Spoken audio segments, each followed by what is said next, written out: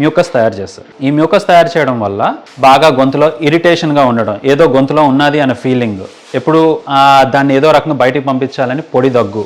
తర్వాత వచ్చేసి ఆ యాసిడ్ వల్ల ఎప్పుడైతే కాలిపోతుందో స్కిన్, అప్పుడు ఆటోమేటిక్గా సెల్స్ చుట్టుపక్కల ఉన్న లేయర్స్ ఏవైతే ఉంటాయో అవన్నీ కూడా వాపు రావడం వల్ల స్పేస్ తగ్గుతుంది. అప్పుడు ఏమవుతుందంటే వోకల్ కార్డ్స్ మధ్యలో గ్యాప్ వస్తుంది. ఈ గ్యాప్ రావడం వల్ల మాట మారడం అనేది చూస్తాం.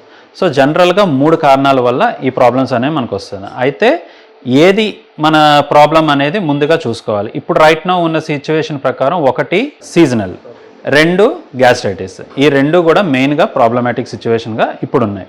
ఎందుకు అంటే బయట ఎండ ఎక్కువ ఉన్నది, నీళ్ళు తక్కువ తాగుతున్నారు, అండ్ ఫుడ్ కూడా ప్రాపర్ ఫుడ్ లేకపోవడం వల్ల ఇట్లా రిఫ్లెక్స్ వల్ల ఎక్కువగా వస్తుంది. ఈ ప్రాబ్లం ఎలా ఉంటుంది, ఒకసారి మనకు చూపించడానికి ఏమన్నా అవకాశం ఉంటుందా ఈ ఎండోస్కోపీలో?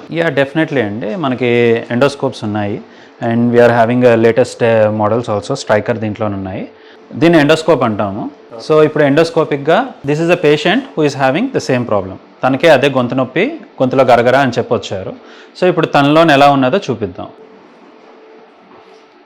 ఒకసారి నాలుగు బయటికి చెప్పండి. నేను నాలుగు పట్టుకుంటాను, కంగారు పడకండి. ఓకే.